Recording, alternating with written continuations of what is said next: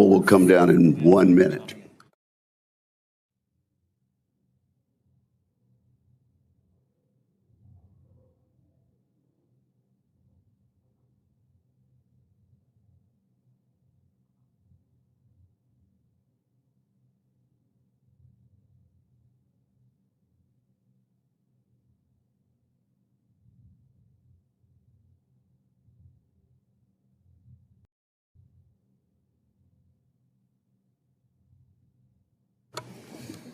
Committee will come to order. The committee meets today to consider 2 nominations. We will speak with Lieutenant General Joshua Rudd, who has been nominated to be Commander of the United States Cyber Command, Director of the National Security Agency, and Commander of the Central Security Service. We will also consider the nomination of Lieutenant General Frank Donovan to be the Commander of the United States Southern Command. I welcome our nominees and their families, and I'd like to extend my gratitude for their continued willingness to serve our nation. Confirmed, Lieutenant General Rudd will assume command of an organization that's been without a Senate-confirmed leader since April of last year. U.S. Cyber Command is our first and last line of defense in the cyber domain. It is largely invisible to the American people, but every day, men and women of Cyber Command defend the U.S. from attacks by our adversaries. This is not a theoretical threat. This is an ongoing fight occurring right now, even as we speak. Our adversaries intend to move against us in the cyber domain, and they're investing in technology that makes their aggression increasingly difficult to detect, to defend against, and to deter. We see this challenge manifesting in the homeland, where our critical infrastructure remains vulnerable to sophisticated attacks. We see it globally, where there's still a great deal of work to do to posture Cyber Command for a fight in the Indo-Pacific. This is vital work, as General Kane made clear in public following the events in Venezuela. Our American cyber operators performed their job excellently and kept their fellow service members safe. I look forward to hearing from Lieutenant General Rudd about how his experiences will inform his plans for Cyber Command as he takes the helm during this critical time. Lieutenant General Donovan has been nominated to serve as the commander of U.S. Southern Command. His nomination comes as the region experiences a dramatic increase in operational tempo. The threats we face here are significant and close to home. South American cartels traffic drugs that kill more than 100,000 Americans annually. These networks are not only criminal enterprises, but are sophisticated, well-armed actors that undermine regional stability, fuel violence, and directly harm public safety in American communities. 3 of our greatest adversaries, Russia, China, and Iran, are coordinating to counter U.S. commercial, political, and security interests in South America. They're doing so under our noses. Together, they exploit corruption, and they partner with authoritarian regimes in the Western Hemisphere, hoping to gain strategic economic success, intelligence footholds, and political leverage close to U.S. territory. Across South America, the Chinese influence threatens U.S. interest by controlling critical infrastructure, telecommunication systems, and ports. China has used large-scale purchases of critical materials, such as copper, oil, and lithium, to deepen economic dependence and to limit U.S. access. China has also successfully persuaded multiple countries in the region to switch diplomatic recognition from Taiwan to the People's Republic of China. This would chip away at Taiwan's international standing. Most troubling, China has expanded defense cooperation with arms sales, police training, and space and cyber partnerships, all to the detriment of our country. Similarly, Russia has deepened security relations with authoritarian regimes in Venezuela, Nicaragua, and Cuba. Putin is selling arms, providing military advisors, and expanding intelligence operation, all in exchange for permission to deploy Russian military aircraft and naval vessels in the region. Moscow has exploited local corruption to access the global financial system, to evade U.S. sanctions, and to sustain its brutal campaign against the Ukrainian people. Iran has long used Hezbollah and affiliated networks in parts of South Africa to help with fundraising, with money laundering, and with illicit trafficking. These moves help fuel their terrorism operations around the world. So we have a lot to talk about today. It's clear our adversaries in South America represent a direct threat to our interests. It's time we restore U.S. primacy in our own neighborhood.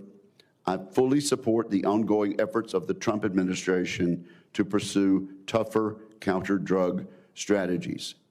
I commend our troops for carrying out an almost perfectly executed operation to capture Venezuelan President Nicolas Maduro and Celia Flores, and to bring them to the United States to face justice for narco-terrorism and drug trafficking charges.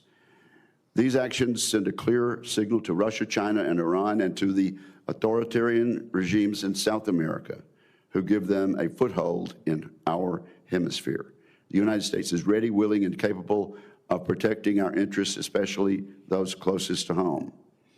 And so I look forward to hearing from Lieutenant General Donovan about his plans to lead Southern Command in restoring American deterrence and ensuring we have the right blend of military and economic effects across South America and the Caribbean. With that, I turn to my colleague, Ranking Member Reed.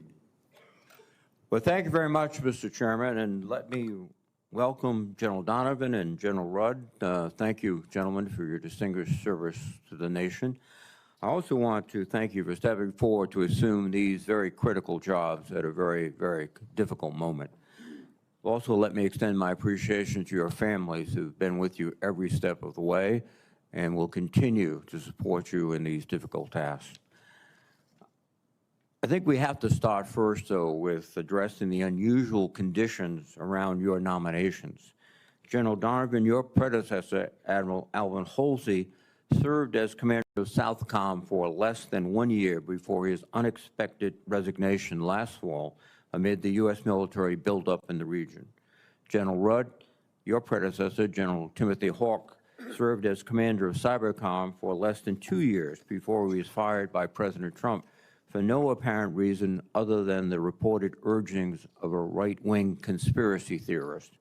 Indeed, in less than 1 year in office, President Trump and Secretary Hegseth have fired or pushed into early retirement more than a dozen 3- and 4-star generals and admirals, in addition to hundreds, if not thousands, of military service members who have been pushed out for dubious reasons.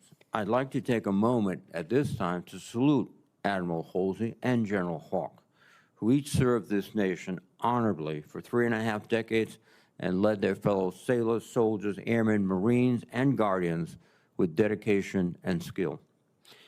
General Donovan, if confirmed as commander of U.S. Southern Command, you will immediately be placed in a challenging situation. Over the past 6 months, the Trump administration has surged massive military force into the SOUTHCOM area of responsibility, including the USS Gerald R. Ford Carrier Strike Group, the Iwo Jima Amphibious Radio Group, the 22nd Marine Expeditionary Unit, attack submarines, P-8 Poseidon aircraft, Aegis destroyers, and fleets of fighter aircraft, among many other platforms. The administration claimed for months that the force was intended for its narco-trafficking boat strike campaign, which has killed 125 people in the Caribbean and Pacific. However, as my colleagues and I warned from the beginning, it appeared that the buildup was intended eventually for some expedition into Venezuela. That buildup culminated with the military raid in Caracas 2 weeks ago. The operation itself was perfectly executed and a true testament to American military capability. Every American should be proud of our service members and glad that Nicolas Maduro, a brutal dictator who destroyed his country, is gone. But military capability is not the same as strategic wisdom. The aftermath of this operation is still very uncertain and could have enormous impacts on the region and the United States. It is unclear if military attacks on narco-trafficking boats will continue or if the sole focus will now be on interdicting tankers carrying Venezuelan oil. There is also no clear answer on how long this enormous buildup of U.S. military assets will remain in the Caribbean. Finally, I've seen no credible contingency plans for the possible collapse of the Venezuelan government and the violence and potential American military involvement that would follow such a collapse. General Donovan, if confirmed, you will lead American forces in this tenuous environment. I'm interested in how you plan to approach the immediate issues facing SOUTHCOM. In addition, SOUTHCOM has long faced resource constraints while contending with growing strategic competition from China and Russia, nations that have gained influence through investments in strategic locations throughout South America. SOUTHCOM now has an enormous set of resources, but they do not seem to be postured for threats from near-peer competitors. I'd like to know how you would intend to manage this influx of assets, whether you believe they remain available, and if you believe they should be postured to counter narco-trafficking or the growing influence from China and Russia in the region. General Rudd, you are nominated to be Commander of Cyber Command and Director of the National Security Agency.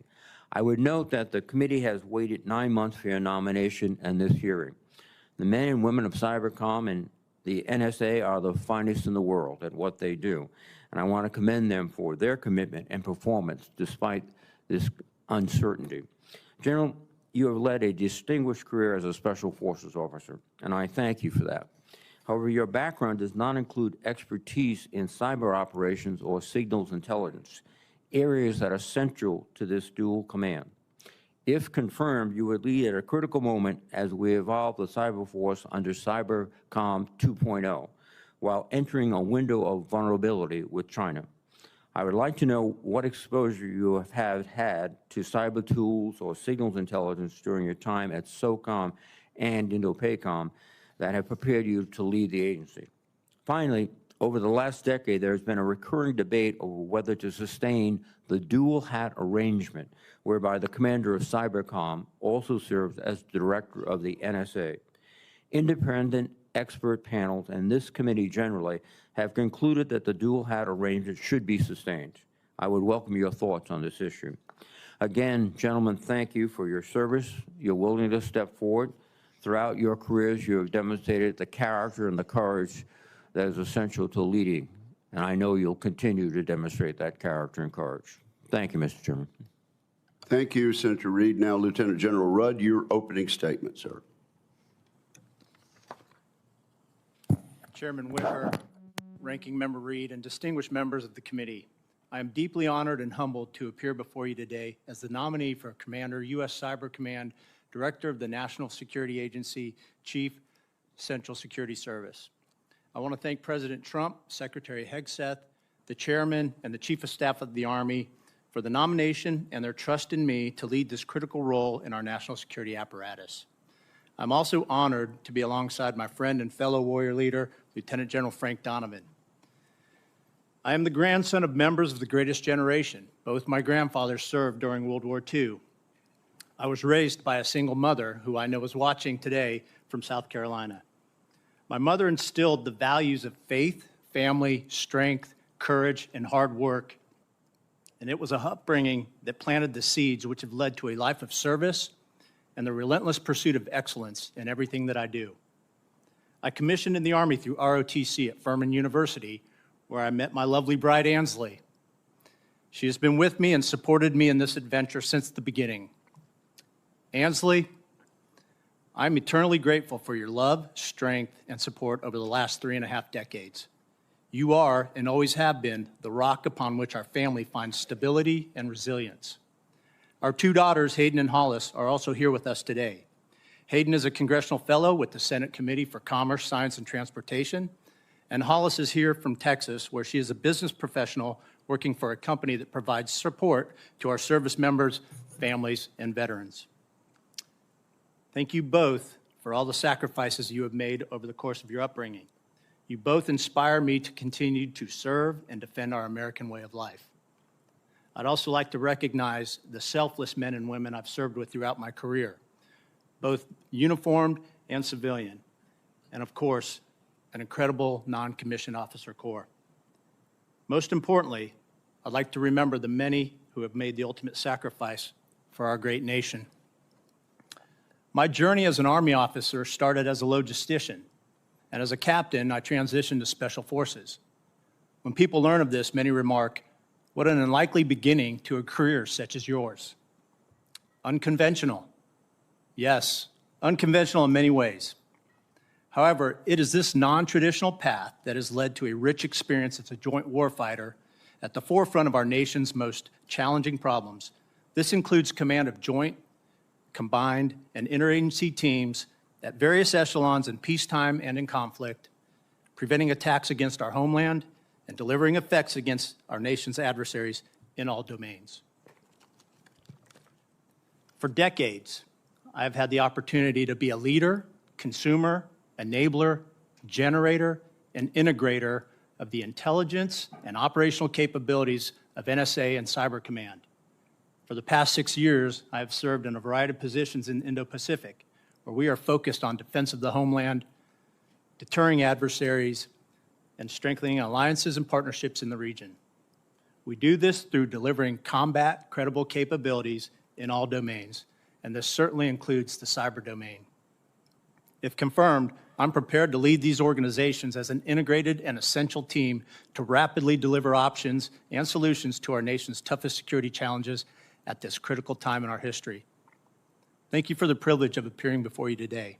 If confirmed, I look forward to working with you, and I look forward to your questions today. Thank you very much, Lieutenant General. Now, Lieutenant General Donovan, you are recognized for your opening statement. Good morning, Chairman Wicker, Ranking Member Reed, and distinguished members of this committee. It's a true honor to appear before you today as a nominee to be the next commander of U.S. Southern Command. I'm grateful to the President, Secretary, the Chairman of the Joint Chiefs of Staff, and the Commandant of the Marine Corps for their trust and confidence in me for this nomination. Privileged to be alongside Lieutenant General Josh Rudd, a friend and teammate for many years. I'll start by recognizing Admiral Alvin Halsey and his wife, Dr. Stephanie Halsey, for their 37 years of selfless service. I also want to recognize Lieutenant General Evan Pettis, who is currently leading U.S. Southern Command. Joining me today is Kim, my wife and best friend for over 32 years. We met in the island of Crete in 1992, where we were both assigned to a small naval installation. Service to our nation is in Kim's blood. She was raised in a Navy family where her father, a career Navy chaplain, served across the globe, including tours in Korea and Vietnam, during which he is awarded a Purple Heart. A former naval officer, Kim's path of service makes her a passionate advocate for our military service members and their families. Also with us today is our daughter, Sergeant Margaret Donovan, serving the Marine Corps Special Operations Command. Our son, First Lieutenant Brendan Donovan, is an infantry officer serving on the West Coast. He couldn't be here today. He's attending a training course to become a reconnaissance Marine. Also not with us today is our daughter-in-law, First Lieutenant Holly Beskey, who's in her final weeks of flight school. Kim and I are incredibly proud of Maggie, Brendan, and Holly, as they have not sought the easier way, but the path less traveled by the few and the proud. I'll take this opportunity to thank my parents, Frank and Martha Donovan, for the example of faith, family, and service. Enlisting at 17, my father served 40 years in the Navy, retiring as Vice Admiral. He and my mother raised 8 children and 29 grandchildren. Their legacy of service lives on today, with 23 of our family members having served or currently serving in the U.S. military. In addition to my parents' example, I've been profoundly impacted by the dedication, professionalism, courage, and grit of the joint service members I've served with in every climb and place, in peace and at war.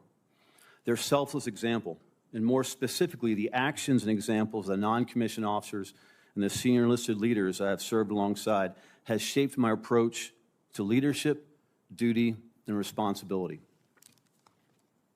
Over the past 37 years, I've operated in every geographic combatant command and had the honor to lead Marine Corps, Navy, Joint, and Special Operations Forces across the spectrum of armed conflict, from clandestine operations to high-intensity combat on land, air, and sea. Most of these operations were conducted shoulder to shoulder with allies and partners. Serving as the Vice Commander of U.S. Special Operations Command, I've developed budgeting, resourcing, audit skills, challenged and accelerated my vision of autonomous warfare, and developed close interagency and diplomatic relationships. It is with this foundation that I approach U.S. Southern Command. If confirmed, I'm fully committed to leading a warfighting headquarters capable of joint operations at range, speed, and scale. I'll collaborate closely with regional allies and partners, fellow combatant commanders, and the Joint Staff to protect America's vital national interests, deter war, and if necessary, win them quickly and decisively. If confirmed, I will provide the Secretary and President candid and clear military advice, and I commit to remaining fully transparent with this committee. I look forward to your questions today. Thank you. And thank you, General. Appreciate your testimony on the part of both of you. I will now ask you both a series of standard questions this committee poses to all military nominees. And we found it's best if we just have a simple yes or no as your response. To exercise its legislative and oversight responsibilities, it's important that this committee and other appropriate committees of the Congress be able to receive testimony, briefings, and other communications of information. Have you adhered to applicable laws and regulations governing conflicts of interest? Yes. Yes. Yes. All right. Do you agree when asked to give your personal views, even if those views differ from the administration in power? Yes.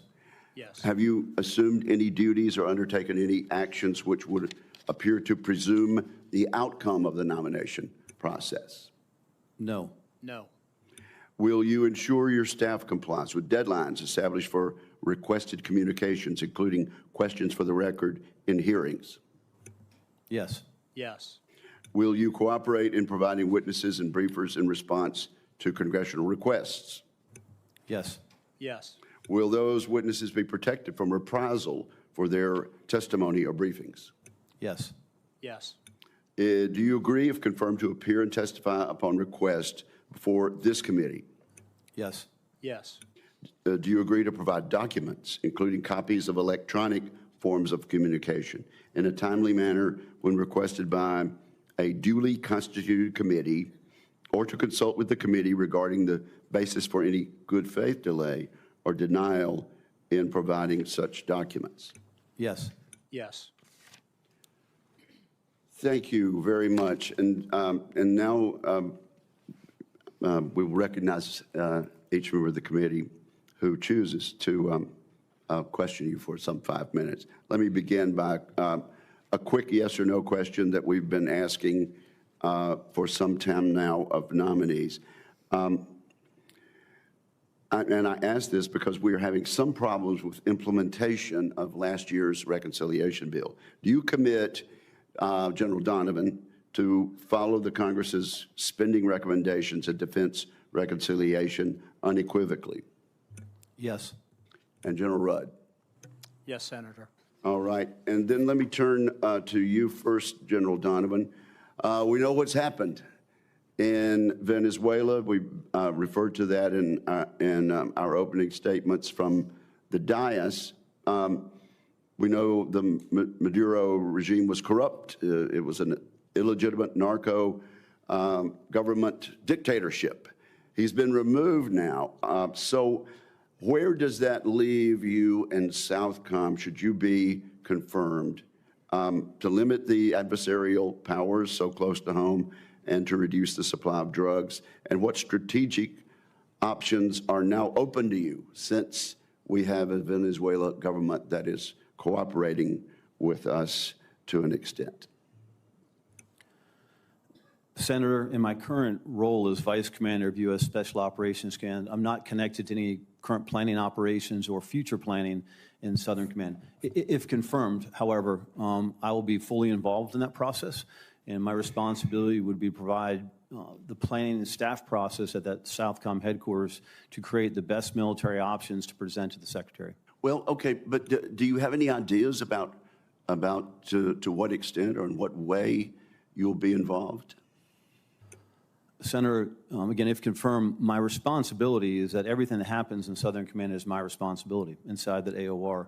So with that, I would be responsible for developing the planning process that includes not only the core staff at the headquarters, but all the subordinate commands, the interagency and other players, include allies and partners, again, to create those best plans, best military advice to provide to the chairman and the secretary. Well, perhaps you could expound on this on the record as to what strategic options you'll have. I appreciate that. General Rudd, let's talk dual hat. We spoke about that in our opening statements up here. What are your views? You'll inherit this dual hat responsibility at a critical time. What are your views about the unique advantages and what national security impact would you expect to see if somehow changes were made to this dual hat arrangement?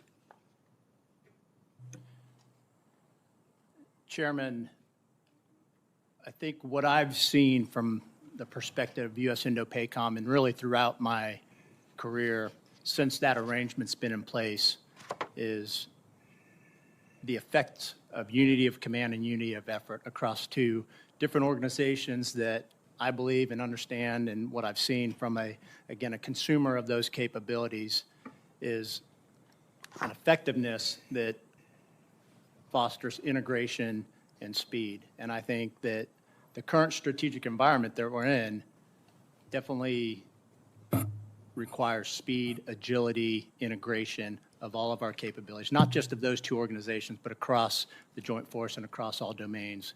And I know there's recently an independent study that looked at that, continues to look at that.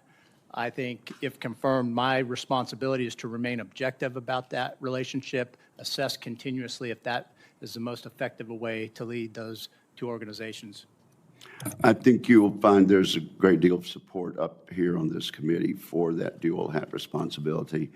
Let me see if I can get one more question. Last year's Working Families Tax Relief Bill provided $1 billion for offensive cyber operations, reflecting recognition of the strategic importance of these capabilities. Based on what you've seen, you haven't taken office in this position yet, but do you think Cyber Command, based on legislation that has been passed and money that's been allocated, is optimized to support the commander of Indo-PACOM?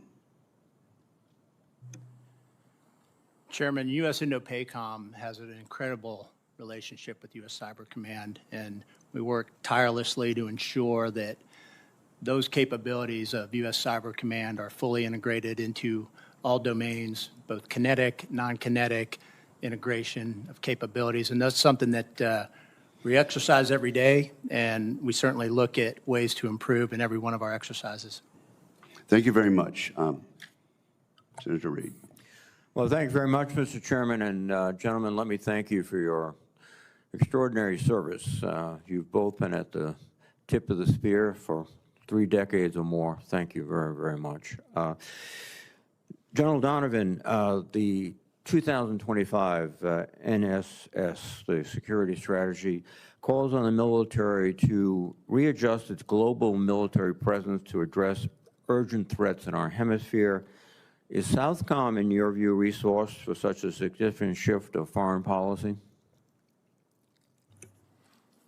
Ranking Member Reid, my view of that, how I think about that, again, not confirmed, but if confirmed, if I was in Southern Command, I'd look at the assets that are currently deployed in theater for the current task at hand.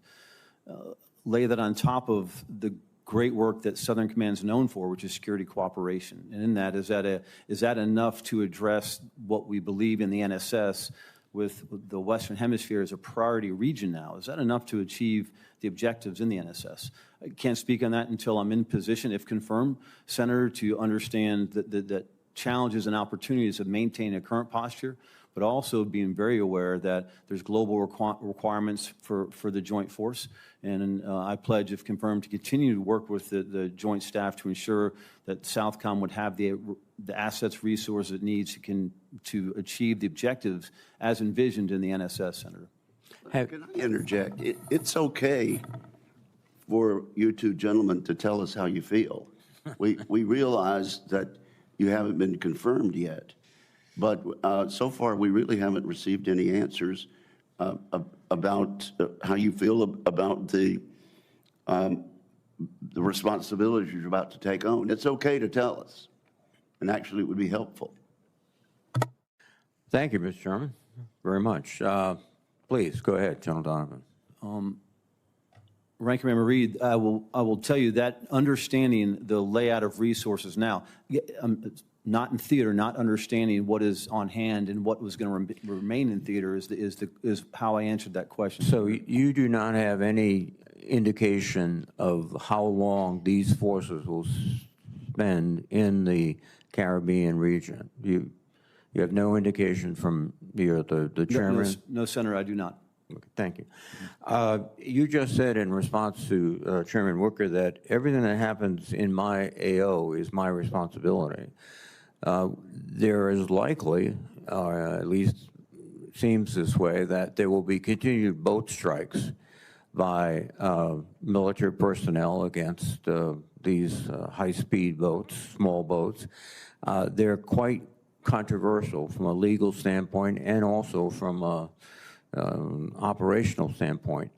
Will you review every one of these strikes? In fact, look back at the previous strikes with the advice of counsel, your JAG, to ensure that they've all been conducted legally?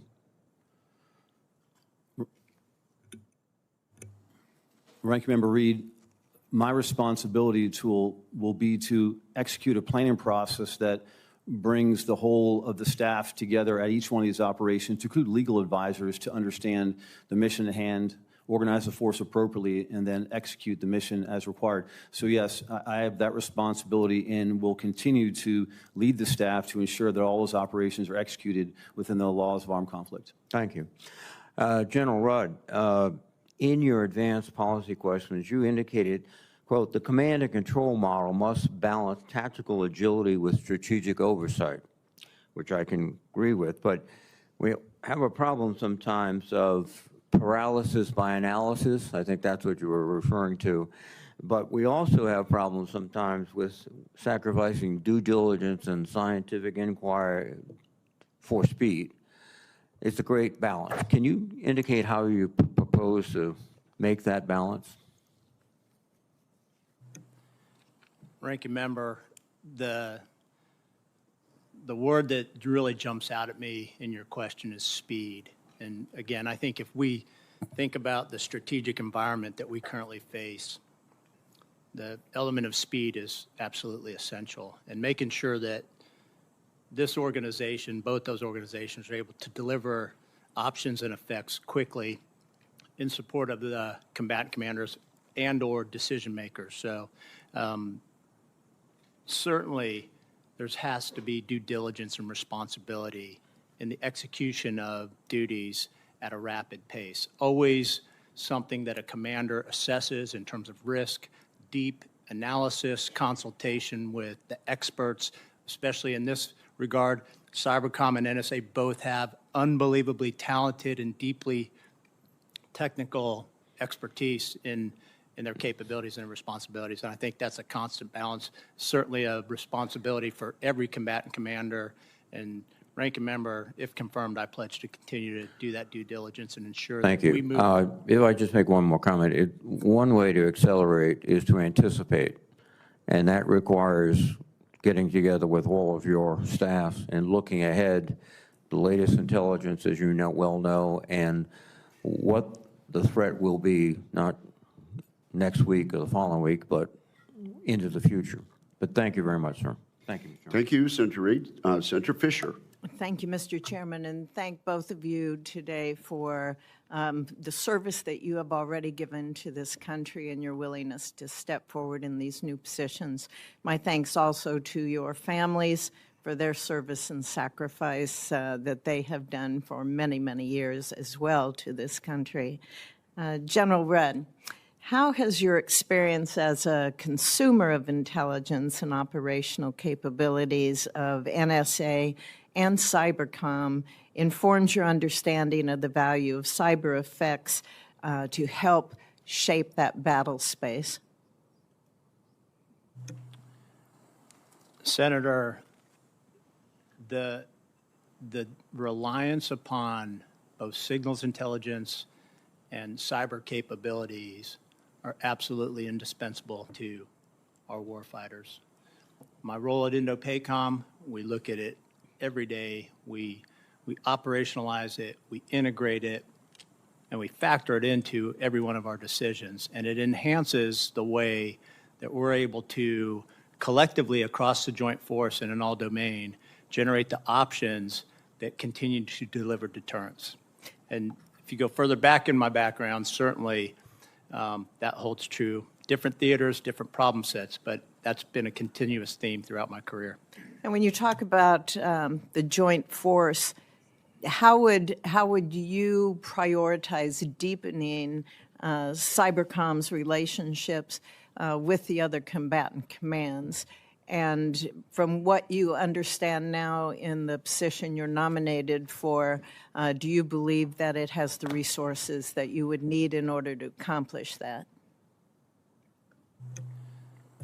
Senator, the relationships across the combatant commands are indispensable. And again, we foster it every day through our operations. We enhance it through our exercises and experimentation, and there's constant communication. And I think it's certainly the underpinning of how we deliver the unbelievable capability that we have to bring to bear on these problem sets most effectively. And certainly, if confirmed, that's something that I would prioritize, is continuing to build and enhance those relationships, Senator. General Rudd, when we look at the tools with AI and how they're continuing to evolve, I expect we're going to see it more integrated in both cybercom as well as our adversaries are going to be integrating AI into their weapons and the tools that they use. And although we won't be able to go into much detail in this setting we're in now, we've already seen some public reports about adversaries using AI to target U.S. companies. You're an INDOPACOM, and INDOPACOM has been an early adopter of AI technologies. So what have been the impacts of that adoption, and what lessons from that experience do you expect to carry forward to cybercom if you're confirmed to that position? Yes, Senator, as you highlight, we really have put a concentrated effort at U.S. INDOPACOM, and I know cybercom is as well.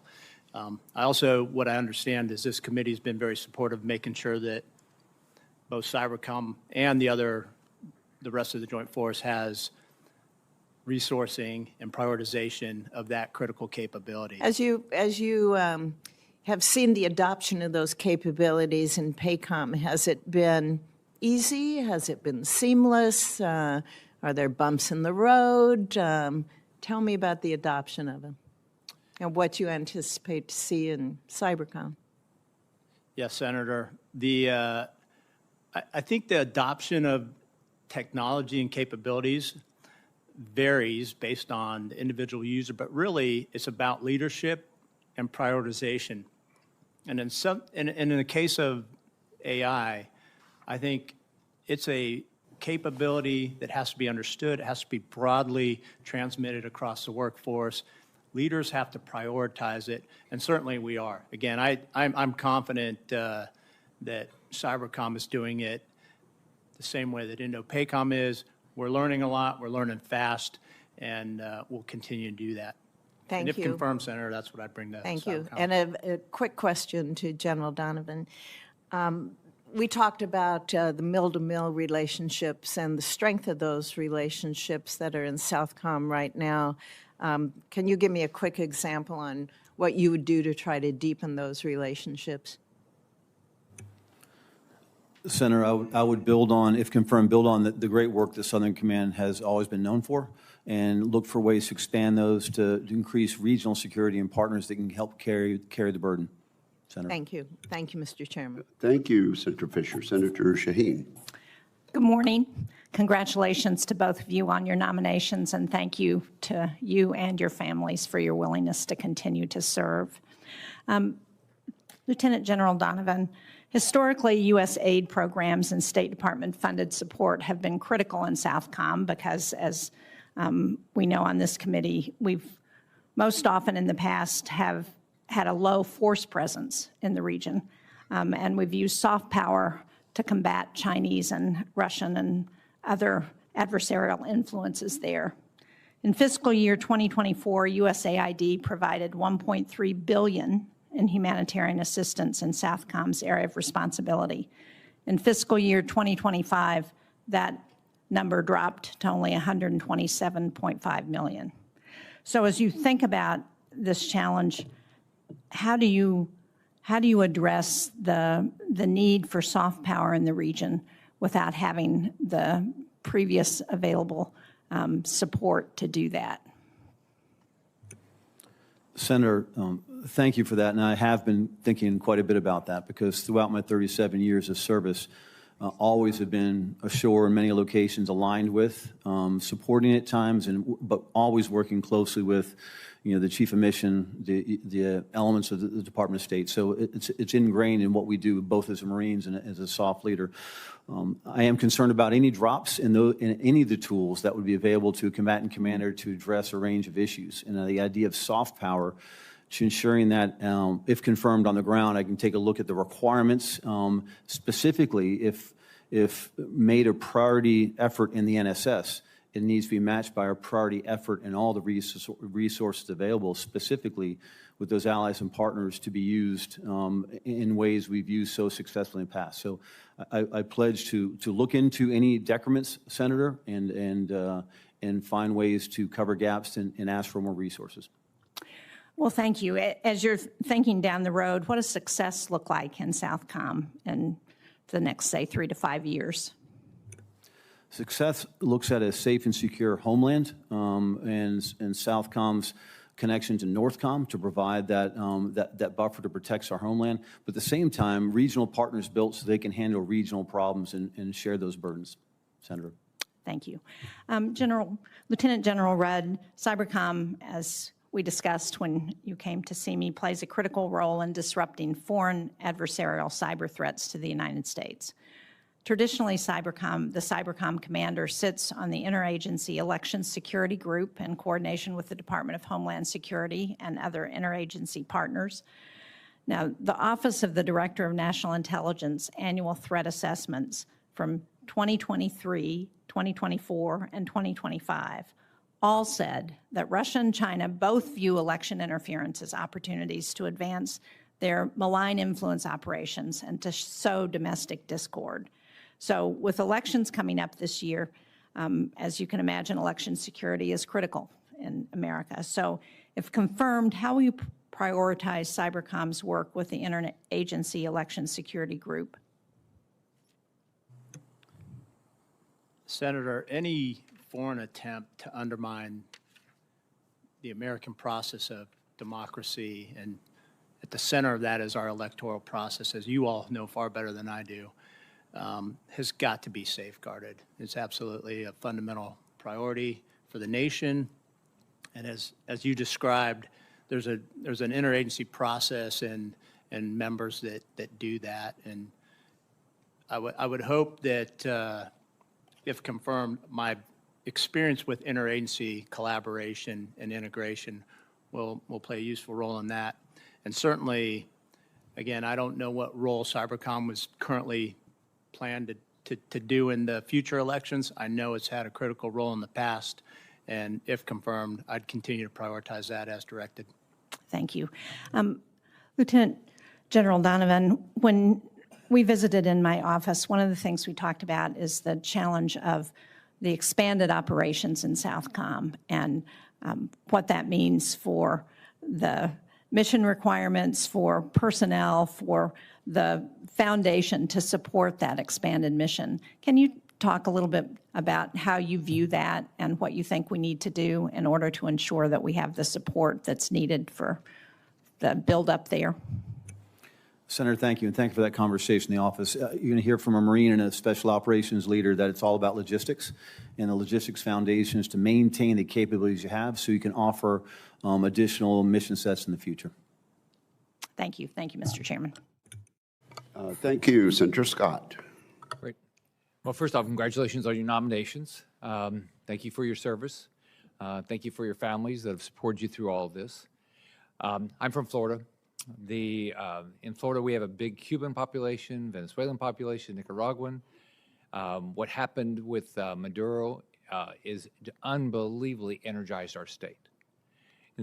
For the first time, they are optimistic that they're going to see democracy and freedom throughout Latin America, not just in Venezuela, but in Cuba and Nicaragua, and hopefully they'll get a new president in Colombia. So I want to thank President Trump for the decisive action he took, but I really want to thank the military because it was flawless. What you guys accomplished, and we were able to get a classified briefing, and what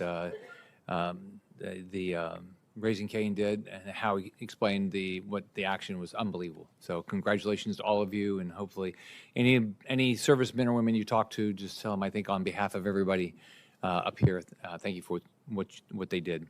General Donovan, as nominee to lead Southcom, what do you think our enemies learned from the president's decisive action and our military success in Venezuela? What do you think dictators like Putin and Xi thought when they saw the flawless execution by our military? Senator, thank you for the time in your office. Obviously, I have not seen any of the details or intel analysis of what they're thinking, from an intel perspective. But Senator, I have to believe they would be very wary of the U.S. military. The precision execution at range, speed, and scale it was phenomenal. It's what we bring to the fight across the globe. So I hope they're paying attention, Senator. General Donovan, what do you believe the communist regime in Cuba, do you believe they are a threat to the United States national security?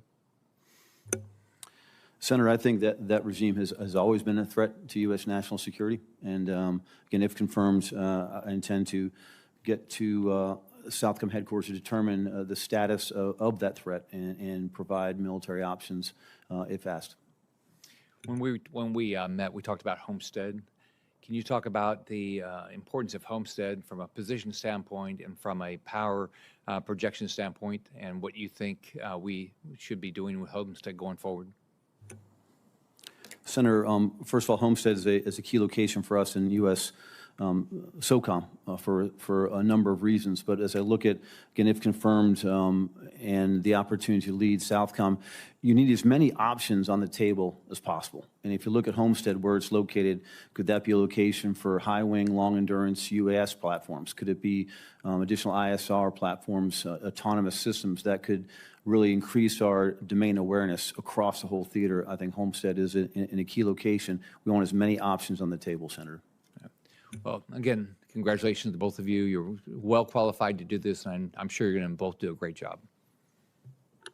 Senator Scott, you publicly gave President Maduro some advice several days before the action of the United States, and I'm just guessing that he wishes at this point that he had listened more carefully. Senator Hirono.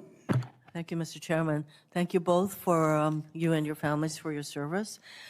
I want to make clear about what's happening right now from my perspective. The Trump regime is executing a diversion campaign from the real challenges that face the people of our country.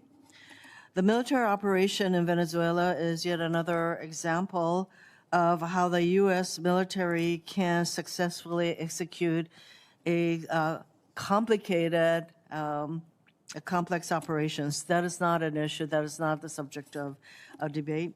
What is up for debate are the decisions surrounding this operation, its legality, whether it was worth risking American lives, and if there is a plan for what happens next. Recent polling shows that the majority of Americans are concerned that the U.S. will become too involved in Venezuela. We need to be focusing on hard questions about the future of Venezuela and the scope of the U.S. engagement moving forward. But while the Trump administration, Trump regime, pats itself on the back that they are refusing to tell the American people and Congress about what comes next. Instead, President Trump boasts that the U.S. will be running Venezuela for years, but it is not clear who will do that running. This regime is writing the script as they go along, but this is not a Saturday Night Live skit. This is real life. In the midst of an affordability crisis in our own country, this regime is focused on running Venezuela and debating which country to take over next. We're being asked to celebrate a foreign intervention that lacks a legal underpinning, as far as I'm concerned, or a clear exit strategy. Congress, the American people, and our allies and partners are left with more questions than answers. We need a president who respects the Constitution rather than relying on politicized legal opinions and his morality, as he puts it. Without accountability, a long-term strategy, and transparency, the Trump regime is failing the American people. Let me get to my questions. I ask initial 2 questions of all nominees before any of the committees on which I sit, so I will ask the 2 initial questions that go to fitness to serve. We'll start with General Donovan. Since you became a legal adult, have you ever made unwanted requests for sexual favors or committed any verbal or physical harassment or assault of a sexual nature? No, Senator. General Rudd? No, Senator. Have you ever faced discipline or entered into a settlement relating to this kind of conduct? No, Senator. No, Senator. For General Donovan, Southcom has traditionally focused on security cooperation, counter-drug and disaster response, not high-intensity combat. I am concerned that the nomination of a general with your background signals the intention to expand high-intensity or special operations in the region without the right resources and institutional experience. For example, watchdog reports say that Southcom civilian harm mitigation staff has been reduced from 4 personnel to a single contractor. General Donovan, if confirmed, will you commit to fully implementing civilian harm mitigation policies, which is a very important, I would say, part of your assessment before you engage in any operations? Would you agree? Yes, Senator, I commit to that. So and will you request the resources that you need in order to do the assessment that I just referred to? And this is just one example of the resources that I have concerns about regarding Southcom. Yes, Senator.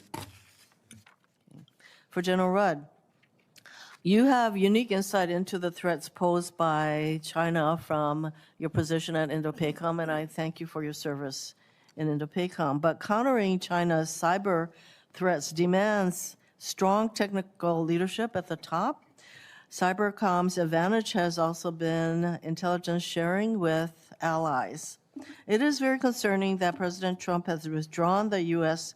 from many international organizations focused on cyber coordination and deterrence. The cyber domain remains a vulnerable area that demands deep technical expertise and international coordination. Without this access to the kind of international coordination that Trump has taken us out of, without the kind of expertise that I would expect someone who will be taking over Cyber Command, how will you address these challenges? Senator, I would, as you know very well, at INDOPACOM, allies and partners are absolutely critical to our approach. Mm-hmm.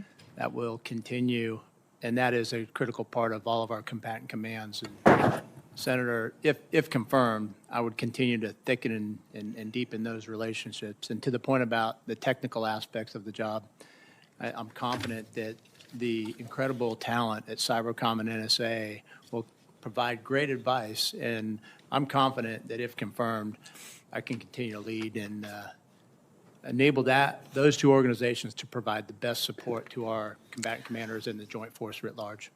Thank you, Senator Hirono. you. Senator Tuberville.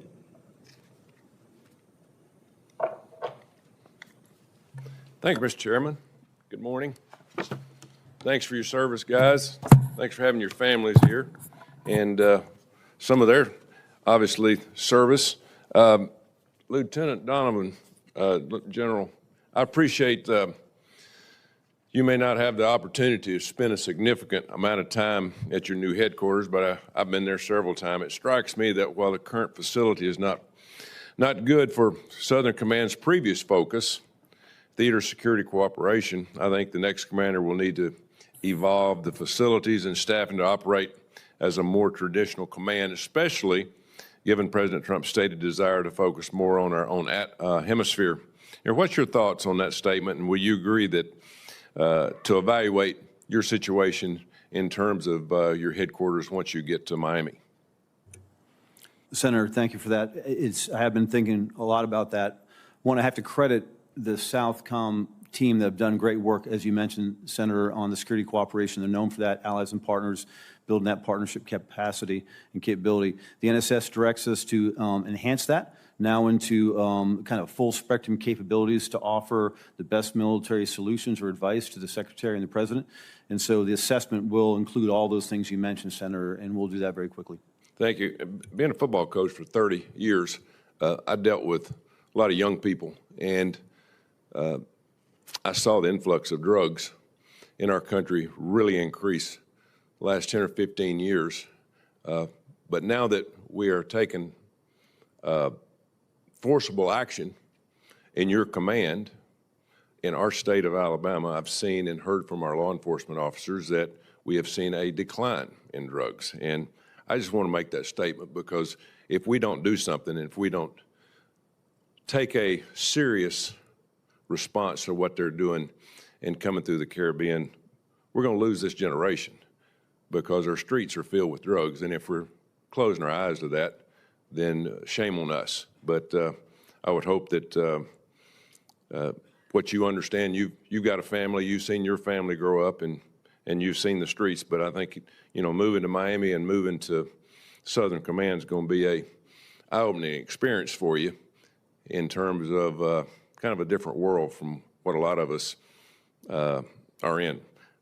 General Rudd, the NSA is likely our most powerful intelligence agency. Cybercom's importance has become increasingly more important as it has become part of almost every operation we undertake. It's time to reevaluate that dual hat. I've heard some good arguments on both sides. What's your thoughts? And I know our chairman has brought that up. What's your thoughts on the dual role? Yeah, Senator, again, from my experience of where I see that applied throughout my career, I think there's demonstration of effectiveness as well as efficiency. I would characterize effectiveness should always trump efficiency.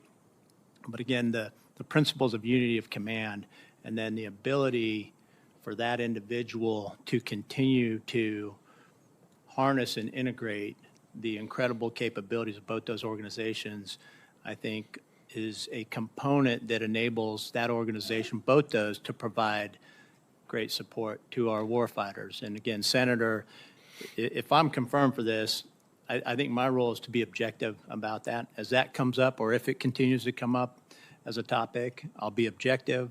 I'll seek great insight from not only the two organizations, but the customer as well, if you will. How does it work best and provide my best advice? Yeah, there's more than one way to skin a cat, and we've got a lot of people doing dual roles, but this is going to be a very important position. Both of these, obviously. My son's in cyber and in the Defense Department, and just the things I hear about what's coming up and the possibilities over the years in front of us and with this generation. I got full confidence in you, but when we get you possibly back after you're confirmed, we'd love to get a good evaluation of what you think for the future of both of these commands. Thank you, Mr. Chairman. And thank you, Senator Tuberville. And General Rudd, if you could move the microphone a little closer. Thank you so much. Senator Blumenthal is next. Thanks. Mr. Chairman. Thank you both for being here, and thank you for your very lengthy and distinguished records of service, and thank you to your families, not only for their support, but to your children, General Donovan, for their service in the Marine Corps. General Donovan, the United States continues to have a massive military presence in the Caribbean after the rendition of Nicolas Maduro. The purpose of having that presence there was supposedly to extricate him so as to bring him to justice. Now that it has been accomplished, what is the purpose of maintaining that continuing massive presence in the Caribbean? Senator, thank you for the time in your office and also sharing the stories of your children that have served honorably in this nation, so thank you for that. Senator, from my perspective, how I think about that problem set is, or the opportunities of the buildup in the Caribbean or South America right now with those assets. I put the hat on, if confirmed, responsibility of sustaining those assets over time. So I know there'll be a global demand, as they are, for those very high priority assets like a carrier strike group or an amphibious ready group and a marine expeditionary unit. They're needed all around the globe, and there's not enough of them. So my number one thought, Senator, is to understand, again, can we sustain and maintain if they stay? And if they are moved out for other reasons, how do we actually replace the capability or move in different directions with that both hard and soft power approach to achieve the objectives outlined in the NSS, Senator? It's no secret, General, that Americans are concerned that there may be the use of those assets either to once again put troops on the ground in Venezuela, albeit they were only briefly in the last time, or in Cuba or another country in Southcom. Are you aware of any plans to begin any strike using those assets or others? Senator, I am not in my current position in the Pentagon working for a U.S. Special Operations Command. I'm not privy to those plans, but I commit to you, if confirmed, I will be fully involved in any future planning, Senator.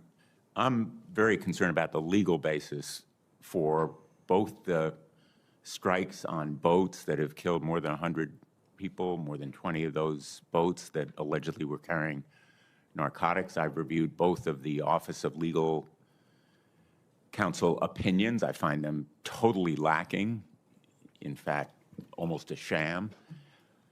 One has been made public in redacted form, the other not at all. Would you support making those Office of Legal opinions public, as I believe the American people have a right and deserve to see them? Senator, I understand the seriousness of that question, but I'll have to defer to both policy and legal advisors at the Secretary's level to answer that question, Senator. You and I talked a bit in my office about the energetic attempts by Russia and China to exploit the turmoil and confusion ongoing in Southcom. Can you share with this committee a bit about your perspective on Russia and China as threats to the United States in that area? Senator, again, if confirmed, I intend to dive very deep into that topic set. But how I think about it in my current position is that I believe both of those actors would be wary of military competition because they'd be extended from their source of strength and power. I think what we look at as the future potentially is more on how do we align those soft aspects of power to be complemented by, when required, those harder aspects of military power to counter those threats, because they are right now currently both those threats are well ingrained throughout the Southcom AOR, and we have to find ways to counter them even more successfully, but use the advantage of the assets and capabilities in place now. But I do believe that most of the response or counter will come from the economic side and using other levers to counter those intrusions, I should say, Senator. Thank you very much. Thank you to both of you. Thanks, Mr. Chairman. Thank you very much. Senator Rounds. Thank you, Mr. Chairman. Let me begin just by saying to both General Rudd and to General Donovan, thank you for your service to our nation. You have both spent much of your career operating at the tip of the spear in combat and in the gray space between peace and conflict.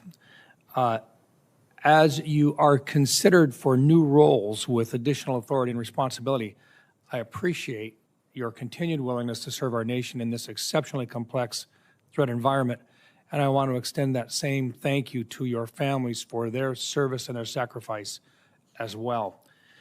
As I discussed with both of you in my office, I've heard from 56 senior DoD officials in hearings over the past 3 years, including the Secretary of Defense, the Chairman of the Joint Chiefs, every service chief, and 9 combatant commanders, that vacating or sharing the 3.1 to 3.45 gigahertz band of the electromagnetic spectrum would have an extremely detrimental impact on our warfighting capabilities, including homeland defense missions, force protection for our troops overseas, and strategic communications. General Rudd and General Donovan, if confirmed, will you advocate for and defend the department's equities that operate on or use those bands of the spectrum, including the radars that will make President Trump's Golden Dome function appropriately? A yes or a no would be appropriate. Yes, Senator. Yes, Senator. Thank you. Let me go to General Rudd specifically. Senator Wicker asked you about the importance of the dual hat leadership arrangement, but I wanted to kind of follow up on that a little bit with you.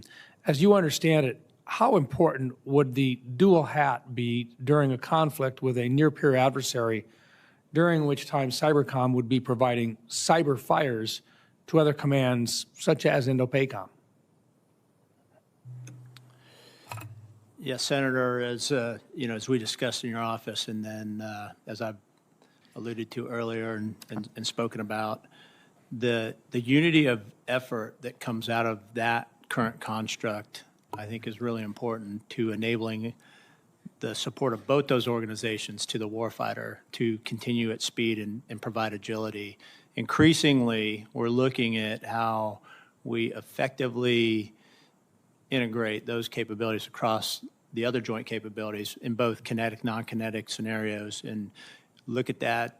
We do it on a daily basis, not kinetically, but we certainly employ those on a daily basis. So I think what we see at U.S. INDOPACOM, it's a very effective construct. But again, Senator, I think my role, if confirmed, is to continue to be objective about that. As it comes up for review and evaluation, it's to continuously assess that. Yeah, and I think it's proven to be very, very productive in terms of both the speed and efficiency of making those deliveries of services back to that combatant command when you're sharing what might be an asset from one side of the coin to the other side of the coin between these two entities. And so I appreciate your recognition of that in your current position as well. General Donovan, Section 1505 of the FY24 NDAA authorized cyber activity against Mexican transnational criminal organizations. In your professional military opinion, would providing similar authorities to the commander of Southcom provide more options to the commander and ultimately enhance U.S. security in the region? I think this is one that kind of goes unnoticed once in a while, but those authorizations to allow us to get in and to actually follow up and follow these transnational criminal organizations is going to be extremely effective in allowing our opportunities to limit their ability to bring drugs and so forth into our country. But we've never really talked about it in the rest of Southcom. I'd like your thoughts. Senator, when we discussed this in your office, it really hit home that the fact that authority applied to the Mexican potential target sets, the belief is that should be extended across the entire AOR, and that connects both NORTHCOM and SOUTHCOM, where we have that unity of effort and then unity of approach, but also unity of sharing, unity of the collaboration that's going to be required to protect the homeland. Thank you. Thank you, Mr. Chairman. Thank you, Senator. And Senator Kane. Thank you, Mr. Chair, and thanks to the witnesses. Congratulations for your nominations. I enjoyed our visits. General Donovan is a former missionary in Honduras and the lead Democrat on the Americas Subcommittee of the Foreign Relations Committee. I'm going to focus my questions to you. Based on our office discussion the other day, and I appreciated both of our discussions, I understand that you were not involved and have not been involved in any of the planning around either Operation Southern Spear, the boat strike operation, or Operation Absolute Resolve, the Maduro extraction. Am I correct in that? Senator, that is correct. And would it also be the case, since we have officials from Greenland and Denmark visiting us today, you've not been involved in any planning about any military operations with regard to Greenland? Is that correct? That is correct, Senator. Thank you. This is the first public hearing that we've had since the operations began on September 2, where we can talk in public in the Armed Services Committee rather than a classified setting about this set of operations. And so I'm going to put some comments on the record that really, are not directed at you, since you just clarified you've not been involved in planning. First, a factual matter. Some of my colleagues have talked about the boat strikes as strikes against narco-traffickers or narcotics boats. We used to say, when I was trying cases, Your Honor, that assumes a fact, not in evidence, that the boats had narcotics on them. I know more than I'm allowed to say at this hearing, but I would encourage all of my colleagues to get the briefing that I got about these strikes and ask the question in each instance, was there any narcotics on this boat? Was there any evidence of narcotics? Also ask the question, is the presence of narcotics even a criteria that's used in the targeting of these boats? And I would encourage all of my colleagues to get the briefing that I got, because I think it might surprise you. The second thing, from a matter of law, General Donovan, this operation, Southern Spear and Absolute Resolve, in my 13 years in the Senate, has been the operation that has raised the most questions about its legality. Again, what I know from reading legal opinions, I only know in classified, and I'm not allowed to really discuss them. But many of us have questions about legality, but it's not just us. The news widely reported the premature retirement of your predecessor as being partly motivated by his concerns about the legality of these operations. And he is not the only one. I'm going to read the title of a news article that came out a while ago in NBC News on November 19th. Top military lawyer raised legal concerns about boat strikes, and it talks about senior military lawyer for Southcom objecting to the legality of the boat strikes. The concerns about legality have also been raised by allies, and that should be important to us. It's been widely reported that the United Kingdom and other allies are not sharing full intel with the United States in the AOR because they're concerned that the U.S. is using that intel to carry out unlawful operations. And other nations in the region or in NATO that have been allies of ours have also raised questions about the legality of these operations. The questions will not go away, and they cause us grave concern. And second, there's some deep concern about the mission itself. The national security strategy released by the Trump administration on the first Thursday in December had something I liked. They put the Western Hemisphere as a high priority, and I think that means more budgetary resources coming to Southcom, and you've done a lot of budget work in Special Forces. That's great. But the document talks about a new Monroe Doctrine. As somebody who lived in Latin America, you do not know how badly that lands in the Americas. For our allies in the Americas, the Monroe Doctrine was about American dominance, not American partnership.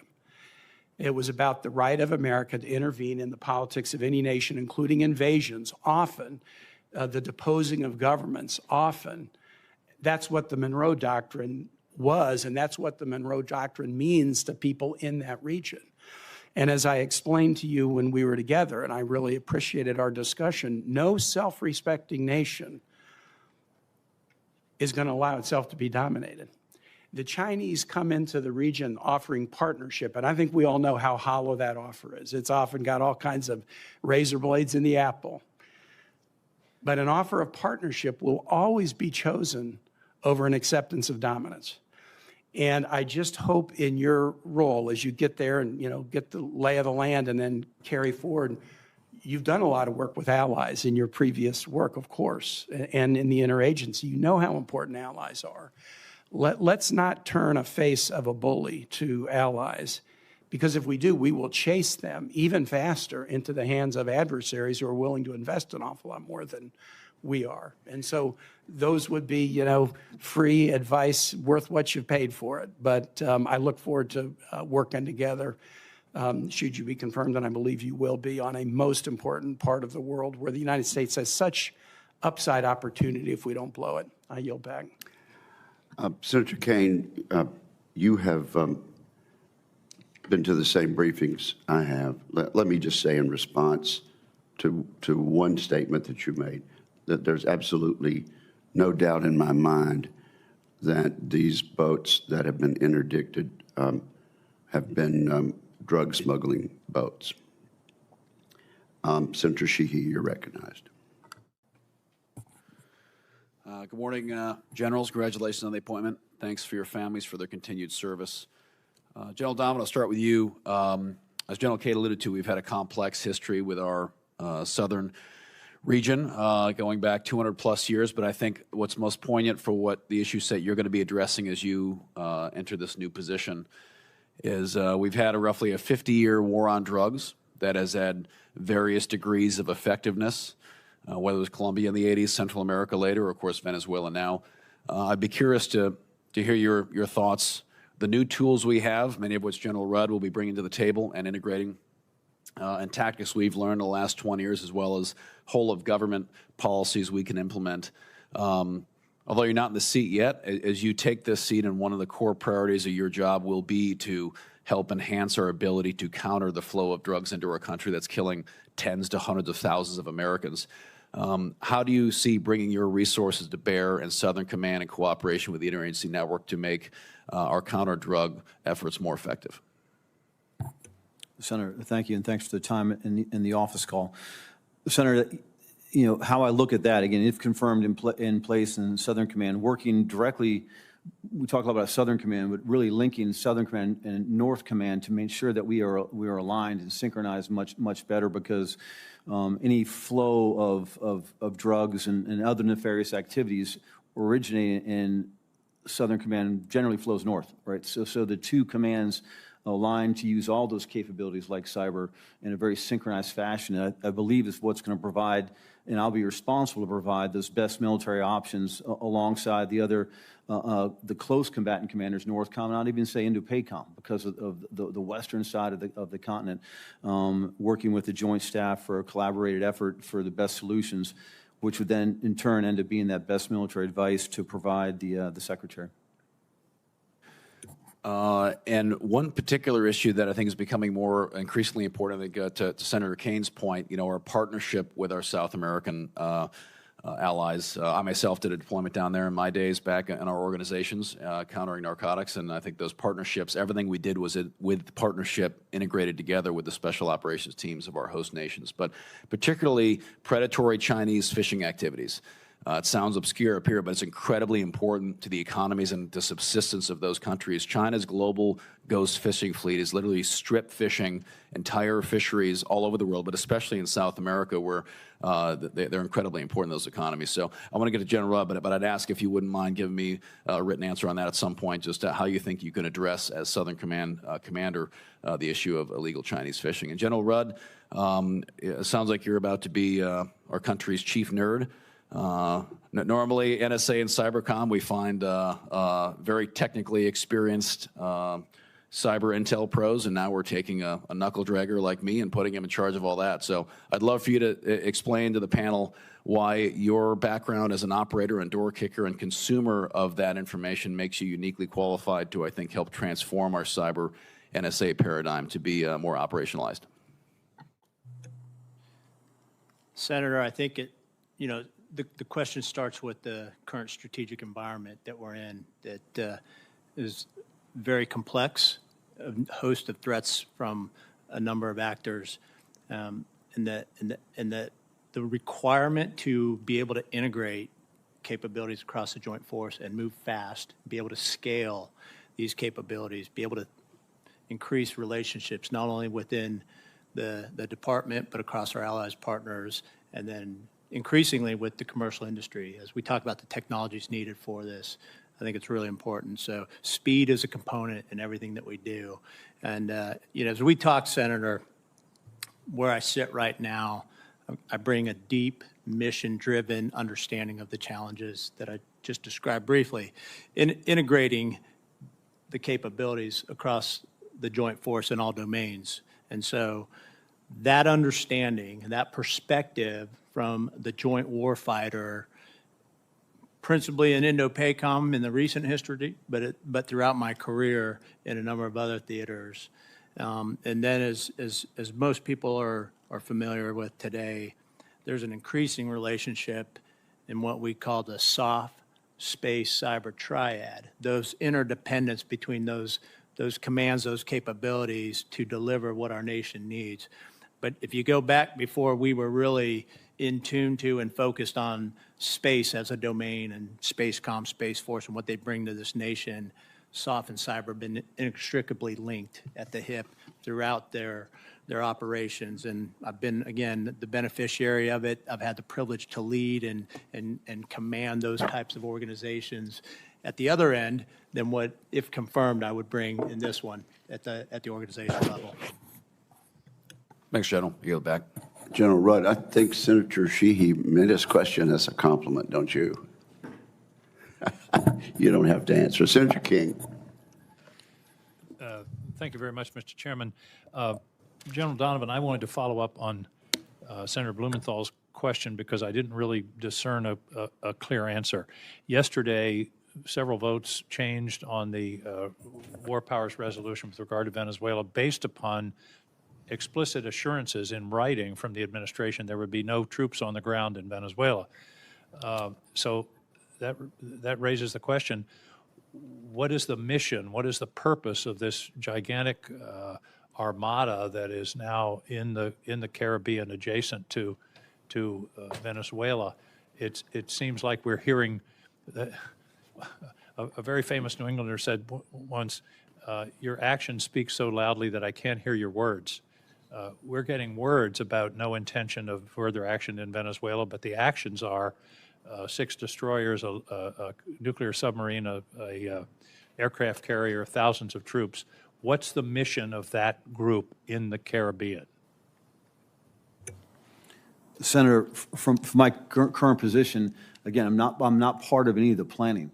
But I would pledge to you, Senator, that if confirmed, and in the Southcom headquarters, working with the subordinate commanders, understand the tasks that come down and are given to the command, we will execute a very precise planning process that will provide the best So you don't know options. what the plan is now? You don't Senator, know why all those ships and aircraft and soldiers are in the... Senator, I do not. Another question about what's going on. Have you seen the video of the second strike on the boat on September 2nd? Senator, I have not. Well, I would commend it to you because it raises serious issues. I would commend to you Section 18.3.2.1 of the War Manual of the United States Government, which says, as an example of an illegal order, orders to fire upon the shipwrecked would be clearly illegal. I would urge you to look at that video in light of that admonition and the clear rules in the Manual of War that it is not legal to fire upon shipwrecked individuals. Mr. General Rudd, one of the problems I believe in our cyber policy over the years is a lack of a deterrent capability. Our adversaries continue to attack us in cyberspace, going back to the Sony hack and up to Salt Typhoon, Volt Typhoon, and there's never a response. Do you believe as a matter of policy that Cybercom and NSA should develop an offensive cyber declaratory deterrent policy? Senator, I don't know if it's my role, if confirmed, to declare policy. I think what I can pledge to you, if confirmed, we would develop the capabilities and the options. I don't believe it is your role to declare policy, but it's your role to provide the best advice to the president on policy. And my question is, do you believe that we should develop and have a publicly declared deterrent policy in cyberspace? Senator, I don't know that that's my role to have that opinion. I think my role is to develop the options that would deliver deterrence that, if decided to be declared or not, would be the most credible, capable. Well, I'm confused because you're nominated to be the top cyber officer in the United States government, and you don't have any opinion on cyber policy or what's important. Are you simply a lever puller? I mean, I really don't understand, because this is a critical area of defense. It's a vector of attack on this country that's going on as we sit here today. And you don't have any opinion about how we should structure our response to these attacks? Senator, I think it would be most appropriate if, once confirmed, if confirmed, I take the time to make an assessment, get the inputs of those organizations, and provide the best military advice through the department and work with this committee. Well, I'm sorry, General. I find that a very disappointing response. You've been nominated to this position for some time now. You're aware of the responsibilities, and this is one of the most fundamental questions in cyber, and your unwillingness to even discuss it. Remember, at the very beginning of this hearing, you responded to the chairman's question that you would give us your personal views, even though they may not be inconsistent with those of the administration. And I'm disturbed either way. Either you're not responding as you committed to the chairman, or you don't know. And either one of those bothers me, because someone appointed to this position should have some familiarity and analysis and thinking about the position of this country in cyber, which is really probably the most direct threat that we face today. So I'm disappointed in that response. Thank you, Mr. Chairman. Thank you very much, Senator. Senator Cotton. Gentlemen, thank you for your lifetime of service to our nation, and thanks to your family for putting up with your lifetime of service, and to some members of your family who are also wearing the uniform. We appreciate what you've done for our country. Congratulations on your nominations as well. I apologize, I had to step out for a few other commitments, and I can't get back and be here for fewer than 2 minutes without hearing the Democrats talk about illegal orders, which has been much in the news as of late. So I asked General Gio, Northcom Commander, I'm not quite sure how it's pronounced, but that's the Arkansas pronunciation, whatever it is, if in his vast and storied career he had ever received an illegal order. And he said no. So General Donovan, I would like to ask you, have you ever received an illegal order? No, Senator. And you're a pretty high-speed Marine, as I understand it. You've been out on the front a lot in your lifetime. So from the time you were Lieutenant Donovan to the time now where you've got 3 stars and you're about to add a 4th, no one has ever given you an illegal order. No, Senator. General Rudd, you're a pretty high-speed soldier. I see a lot of impressive badges on your uniform.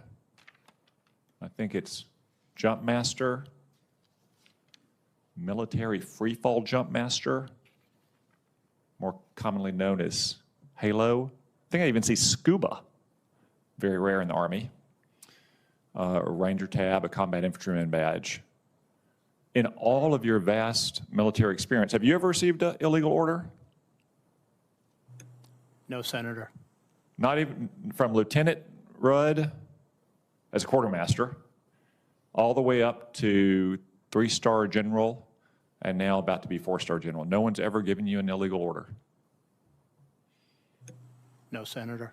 Well, it seems to me that our military does a very good job of training our troops from the time they enlist as privates or the time they commission as lieutenants, all the way up to your level and to the commander-in-chief, not to issue illegal orders.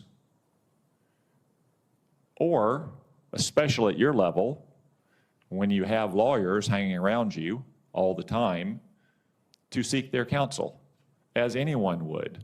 I bet, as some of the politicians on this dais understandably seek legal counsel in affairs related to their job.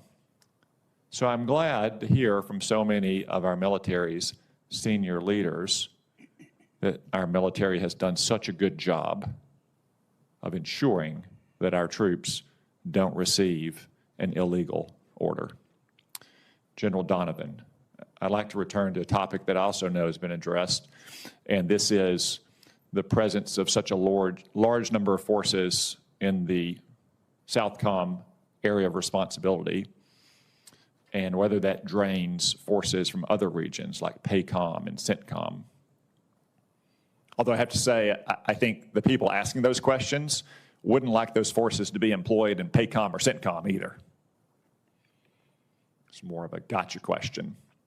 But understanding, General Donovan, that any combatant commander in any combatant command's answer for how many forces he needs is always going to be more, please. Could you explain a little bit about how, if confirmed, you'll manage the needs of maintaining security with the proper force posture in your area of responsibility, along with those others around the world, especially in the old world at EUCOM, CENTCOM, and PACOM? Senator, I'm very aware after 3 years in the Pentagon of the push-pull between each of the geographic commands and the spreading out our very, in many ways, our very high-demand, low-density assets, a carrier strike group, nuclear submarine, marine amphibious unit, expeditionary unit. So very aware of that natural tensions that's there, but I pledge, if confirmed, to work with the Joint Staff to ensure that Southcom's needs are registered and met. And if we do lose assets, what are the other capabilities we can bring to bear from other hard-powered type assets, physical assets, to increase resourcing for some of the softer power to counter the PRC malign influence in the region? Thank you again, gentlemen, for your lifetime of service. Thank you, Senator Cotton. Senator Warren. Thank you, Mr. Chairman. So Nicolas Maduro was a terrible leader. There's no question about that. It does not change the fact that President Trump's military action to attack another country and seize Maduro was unconstitutional and threatens to drag Americans into a war they never voted for. What does the president mean when he says the United States will, quote, run Venezuela for years? When he says, quote, Venezuela now has the United States of America, the most powerful military in the world by far, to protect them, and protect them we will. It sounds like another forever war. Lieutenant General Donovan, you are nominated to lead Southern Command, which would make you the commander responsible for any future military actions in Venezuela. You won't make policy decisions, but service members will count on you to ensure that they are not asked to engage in military operations that are not legal. Now, according to press reports, your predecessor had serious concerns about illegal orders. That was not the case with these strikes. General Donovan, is it sedition for someone in the military to question whether an order is legal? Senator, in my 37 years of experience, received many orders over time, and when I ever have faced a situation where I need to seek clarity, I ask our headquarters to clarify the task. Then I come back and work on that with legal advisors, the core staff, the subordinate commanders, senior enlisted leaders, and then present my thoughts to higher headquarters for their consideration. So I think what you're telling me is you have questioned whether an order is legal. Is that right? Senator, I did not, what I believe I'm focused on here is that the legality of the order, we face orders, we carry out missions, And so in that planning process, we look at all aspects of each mission, each task, each order to ensure that we're structuring the command, the force, the unit to achieve the objective. I appreciate that, General, but that's the question I'm trying to ask is it sedition for someone in the military to question whether an order is legal? And I thought I just heard you say that you had actually questioned orders and whether they were legal, and you sought advice. So I will ask it one more time. Is it sedition to question whether an order is legal? Senator, I would not use the term sedition. I use the term basically our good order and discipline, how we approach any situation where we have to accomplish a mission and provide the best capability for the task at hand. I'm sorry, I still can't understand your answer here. I'm just asking a very straightforward question. You tell me you have questioned orders in the past about their legality. Is that right? Senator, I have questioned orders when either one, I didn't understand, I wasn't equipped to carry them out, and I needed clarity before I can actually execute those orders. That's but you've never questioned whether an order was legal. You've never wondered whether or not an order is legal and sought additional counsel on that? Senator, in our planning processes, I always have a legal advisor at my side as part of the planning process, so I always have leveraged those legal advisors to give me the best answer. In the end, I'm responsible for the final decision to carry out or not carry out that order. I will stop playing dodgeball here. You know, I thought that was going to be the easy question leading to harder questions. Back in 2016, Secretary Hegseth was very clear that service members have a duty not to follow illegal orders. Since then, he has repeatedly made clear his contempt for legal review, including by sidelining military legal advisors, the people who are supposed to help you stay on the right side of the law. And what I wanted to know is how you look at those issues. So let me try a different version of the question.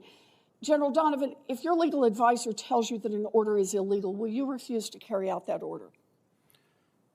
Senator, the legal advisor is one of many staff members that will provide their advice as we look at the scenario, the situation at hand. I will take that very seriously if my legal advisor says that is an illegal order, and I will seek clarification from higher headquarters.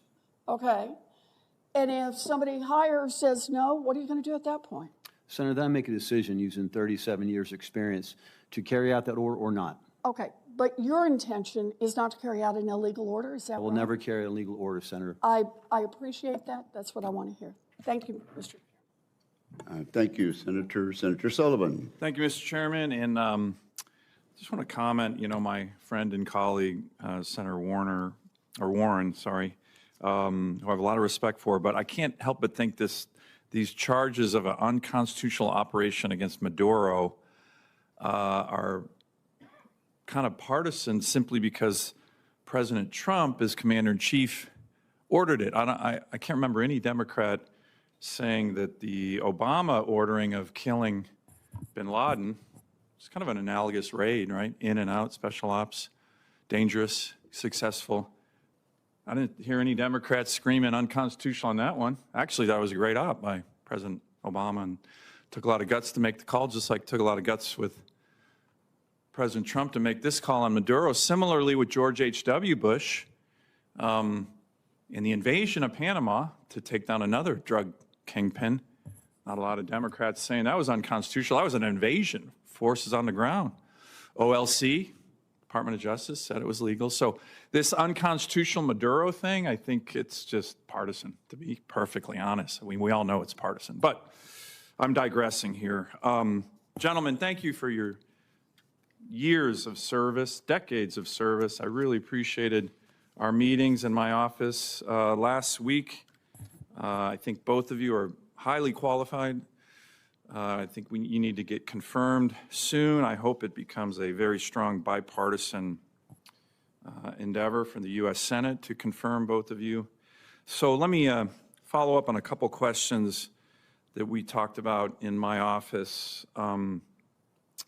General Donovan, very quickly, the national security strategy, and I think we're going to be getting the national defense strategy here from the Trump administration soon, is going to have an emphasis, like the national security strategy, on the Western Hemisphere. I think that makes a lot of sense. I think the president and his team are reviving what many of us thought was obvious, but we need to do that. You and I talked about the issue of Southcom as a combatant command that, let's just say, is not as built up as the traditional combatant commands where there's been a lot of activity over the course of decades. And in particular, I'm talking about CENTCOM, INDOPACOM. So if confirmed, and you should be soon, what are you going to do in terms of, hey, we have a new national security strategy that's very focused on ops in the Western Hemisphere, with Southcom as a critical component of that. But let's face it, Southcom has kind of been an under-resourced, understaffed combatant command. How do you address that? Because it's a big difference between what we're asking and what you're going to be needing to do. Senator, again, thank you for that conversation.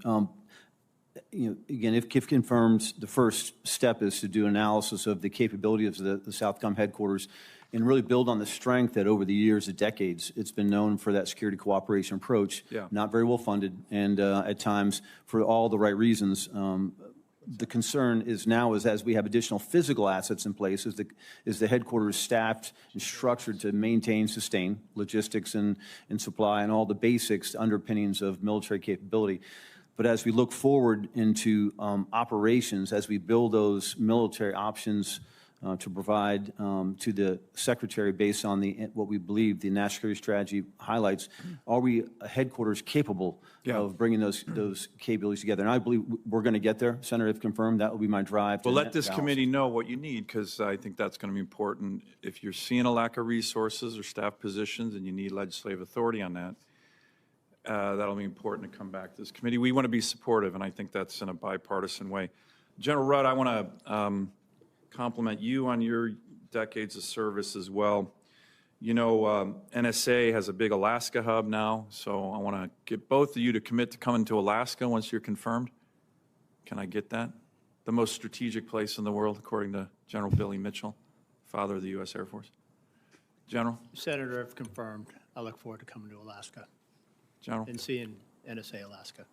Senator, if confirmed, yes. Great. Next question. You know, we talked about this idea of offense a little bit. Actually, Senator Warren and you and I talked about this, General Rudd, had legislation after we were briefed last year on the aggressiveness with which our adversaries undertook cyber operations against us.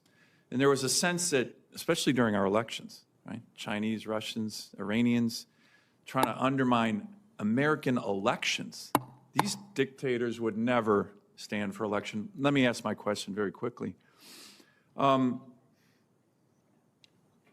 dictators that try to undermine U.S. elections through cyber ops, don't you think it's important not just to be on defense, not allow them to do it, but let's go on a little bit of offense, right? The Russians and the Chinese people might want to know that their leaders are some of the richest people in the world. They're corrupt. They're billionaires. How'd they get all that money? They stole it from their people. Can't we let them know that? Can't we go on offense? Isn't offense a good defense to have them not conduct cyber ops against us? Senator, I think we need to have the capability to do both. So is that a yes?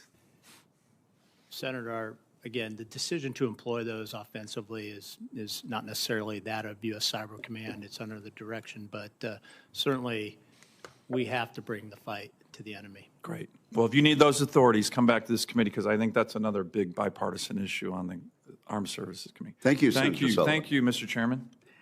Senator Kelly. On a couple of the topics that Senator Sullivan was speaking about, I want to associate myself with his remarks, specifically for General Rudd here. And we spoke about this in my office. The offensive cyber, the using messaging bots and, Russians, Chinese, North Koreans, Iranians attacking us, attacking our, specifically before elections, and the amount of incoming without a response from the U.S. government, I find rather disturbing. And we've talked about this a little bit on this committee, but also on the Intelligence Committee. And we do need to have a better plan. and there needs to be some form of deterrence. Like, we just can't sit here and take it, which is what I've seen after being here for 5 years in the United States Senate. So I'd like to see another plan as well. If you need authorities, please come to us. And then on the other front, I'll get to a second, which is the national security strategy. But for General Donovan and for both of you, thank you for your service. Thank you for being here. This is an important hearing. General Donovan, Senator King brought up the September 2nd strike. I just want to encourage you to get as much information you can about that. Take a look at the video. Think about the decision-making process that went into all of those operations. Think about who was in the room, and then make your own evaluation. Is that how you would have expected that day to go? Or do you think you need to make some changes as the future commander of Southcom?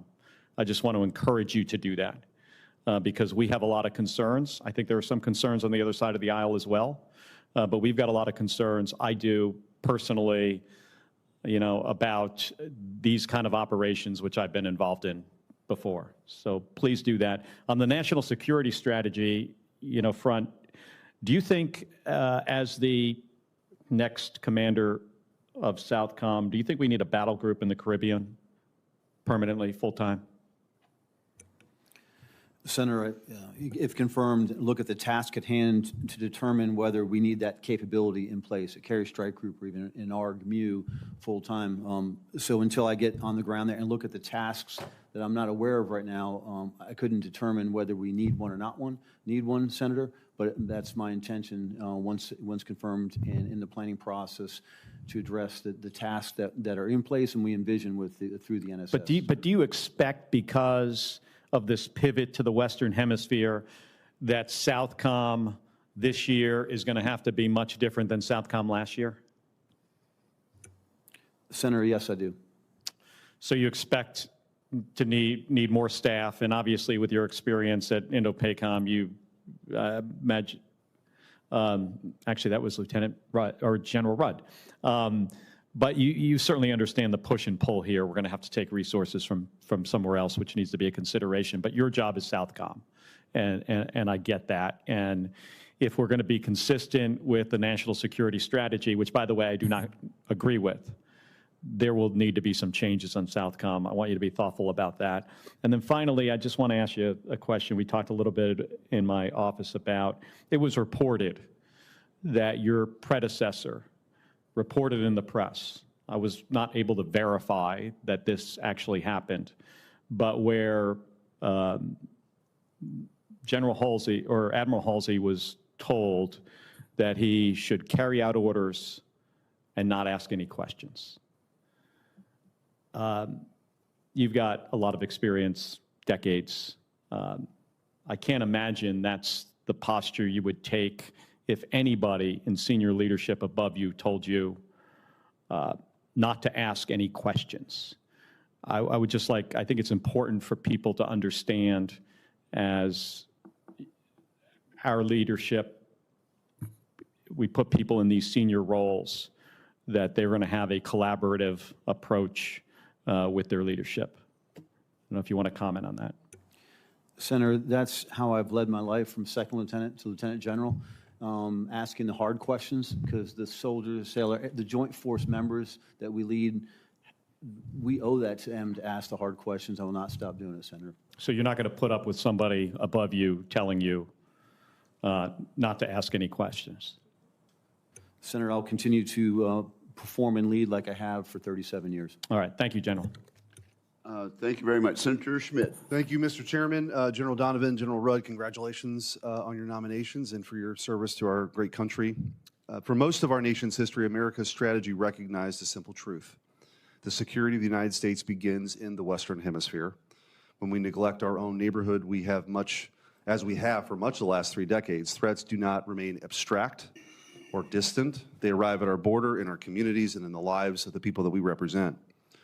We're now living with those consequences. Transnational criminal organizations move people, narcotics, weapons, and money across the hemisphere with increasing sophistication and close collaboration with state actors. Fentanyl and cocaine kill tens of thousands of Americans each year. Violent networks like Tren de Agua now operate openly inside U.S. cities. This is not a theoretical problem.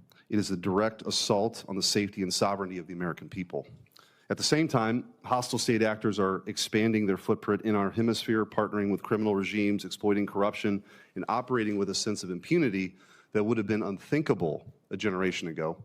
This is a strategic failure that we can no longer afford to abide by. The United States cannot accept insecurity at home because we were unwilling to assert leadership abroad, especially in our own hemisphere.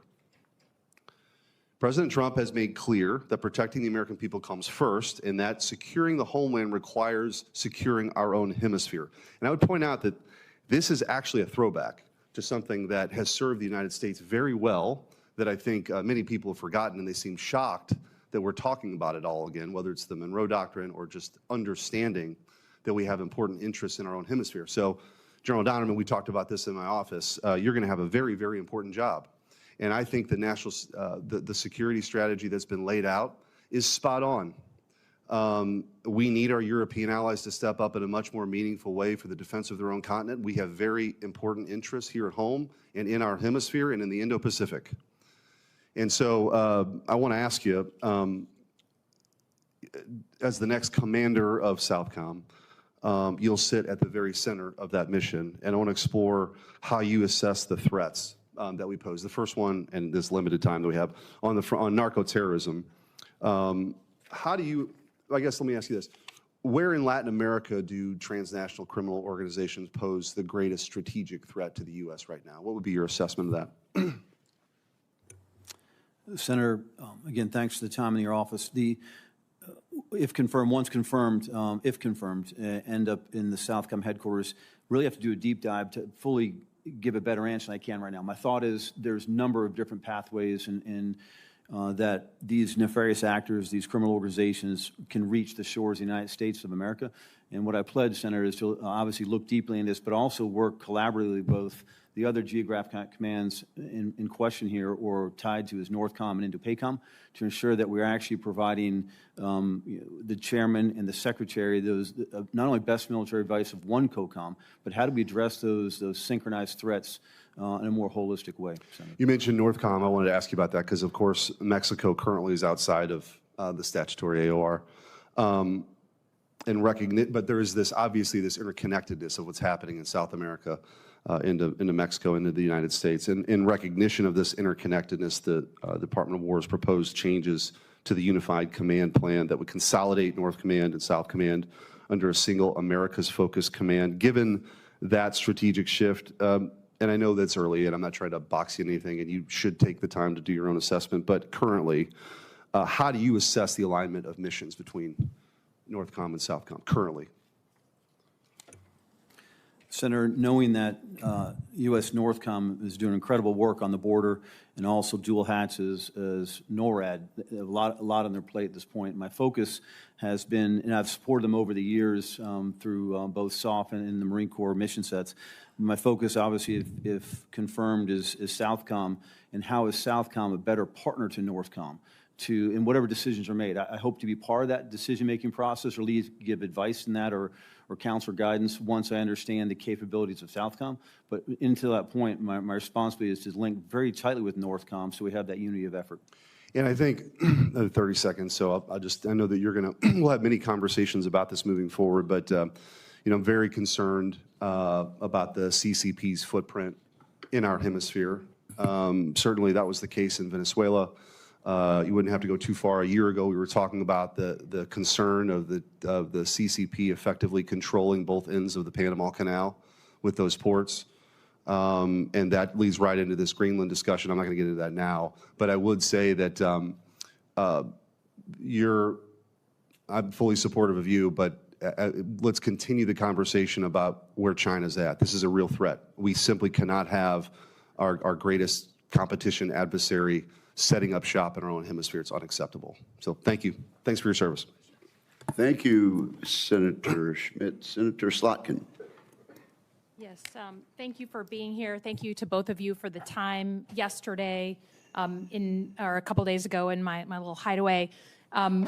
General Rudd, we talked about this, but As a former CIA officer who worked alongside NSA my whole career and proudly participated in operations targeting foreign terrorist organizations, foreign adversaries, I think one of the things I'm concerned about, especially in the last couple of weeks, is any possibility that NSA might be used inappropriately against American citizens. And, you know that NSA is governed by the National Security Act of 1947, an executive order 12333, and even by FISA law that this body passed in as recently as 2024. And I think this is pretty relevant. We have the Secretary of Homeland Security, Stephen Miller, the Vice President of the United States, labeling people in Minneapolis as domestic terrorists and talking about American citizens as if they are the enemy. So, you're going to be in charge of this incredibly important organization, necessary organization, but you're also going to be the guy in the room. Should there ever be a suggestion that we target American citizens with NSA capabilities? So can you answer for me if the Secretary of Defense or the President of the United States asks you to put NSA or military intel personnel, people or tools or assets targeted at American citizens who don't have a link to a foreign terrorist organization, will you reject that? Senator, thanks again for the time the other day, and appreciate the opportunity to discuss this very important issue. Senator, if confirmed, I will execute my responsibilities in accordance with the Constitution and all applicable laws. So we talked about this. There is just a ton of law saying that we cannot wiretap, using the layman's term, American citizens' communications just for expressing their freedom of speech, right? That they have to have a foreign nexus with a terrorist organization or a foreign power. We couldn't be more clear. And as a CIA officer, after coming in years and years after Watergate, that was drilled into us, that we never turn the intelligence community against the American people. So thank you for answering that clearly, because you're going to be the guy in the room, right? We talked about how tough these positions are. Separate from Minneapolis, the president signed an executive order in September asking the Attorney General to come up with a new list of domestic terrorist organizations, and said, once you come up with the list, I want you to use the full weight of the federal government to go after those domestic terrorist groups. And he defined domestic terrorist groups in a very broad way, including groups that are anti-Christian, have anti-American views. I mean, not just violent, which of course we all understand, violence is not legal, but in these very broad terms. She has now started that process. The Attorney General in November made some announcements about that. Can you just help me understand, will NSA be a part, or should they be a part of that interagency team targeting domestic terrorist so-called domestic terrorist organizations? Senator, I don't know if NSA is or isn't part of that interagency currently.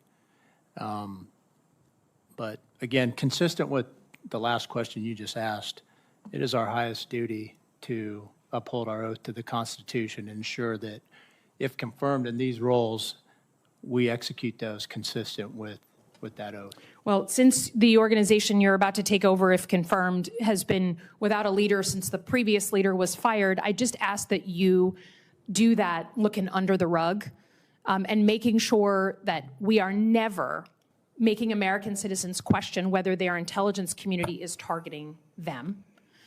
Let me just ask, lastly, General Donovan, I've asked, I think, 14 different military nominees. Again, we hope you will not be asked to do something that's illegal, but given that your predecessor was removed or left very early and allegedly for questions about concerns over the legality of operations, if you're asked to do something illegal or unconstitutional, will you reject that order? Push back. You don't have to do it publicly, but push back and protect those who serve under you. Senator, yes, I will. That's my constitutional responsibility. Thank you. Yield back. Thank you very much. Senator Banks, you're recognized. Thank you, Mr. Chairman, and congratulations to both of you on your nominations to very important posts in our United States military. General Donovan, Communist China was a main supporter of the Maduro regime and has a growing presence throughout Latin America. How is China at large supporting threats to the United States, specifically in our hemisphere? Senator, again, how I look at that question, again, and obviously not in position yet, and if confirmed, this is a priority, but just normal study in life. You look where China is infusing themselves into key locations in South America, specifically lines of communication, ports, airfields, roads, tunnels, Panama Canal, everywhere that they can gain influence, they can gain access and placement to not only increase their capabilities or their desires, but to counter ours specifically in a time of conflict. Can you talk more about how the Maduro regime specifically worked with Communist China to expand their influence in the Western Hemisphere? Senator, I do not have any additional details on that, but what I pledge is that if confirmed, I need to dig in deep into that because I believe we'll see similar patterns throughout the region. Going forward, though, what actions would you like to see from the new government in Venezuela that would tell us that they are decisively rejecting malign Chinese influence in our hemisphere? Senator, not privy or involved in any decisions right now and discussions. I believe most of those you're referencing would be policy or diplomatic. If confirmed, my task is to create military options and solutions to backstop any of the options picked or selected by the president. Okay, I get that. How does countering Chinese activity in our hemisphere support Indo-PACOM's mission to deter China in the Pacific, as laid out in the National Security Strategy? Senator, just geographically, if you look at the links between the Indo-PACOM or the Pacific and South America, specifically South and Central America, it's clear there are direct links. And if you hear Admiral Paparo talk about the Indo-Pacific, yes, there is a line between two geographic combatant commands, but our threats, our enemies don't care about our lines. And it highlights the importance that we work in a more global perspective, in this case, specifically NORTHCOM, SOUTHCOM, and Indo-PACOM, and leveraging the other functional combatant commands like CYBERCOM to ensure that we're providing truly best synchronized military options. So specific to the role that you've been nominated to, how can we, the members of this committee, support SOUTHCOM as you try to keep our hemisphere free of control of Communist China? Senator, how I look at that question and how I've been considering in my mind what levers of action or power or influence we could take, building on what SOUTHCOM is, again, very good at, which is building partnership capacities, but through a new look in the NSS, what other tools do we have to bring to bear? I think of the officers, if I think of the Economic Defense Unit, the Office of Strategic Capital, are there other elements of American, I would say power, but American influence we could apply on top of military, on top of diplomatic, to really come up with creative and more innovative solutions to help counter even more aggressively, Senator?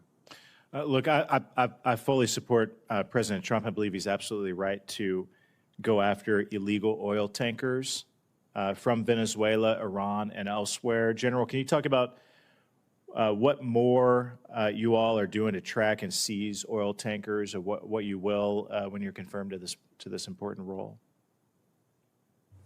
Senator, in my current role as a SOCOM Vice Commander, I'm not tied to any of those planning processes. If confirmed, obviously we'll be fully, and not only tied to them, but leading the military options for the planning process. Very proud of the U.S. military that can project power anywhere in the globe to address those capabilities, those threats that PRC has. And many of these tankers were already sanctioned by the United States for their illegal activity.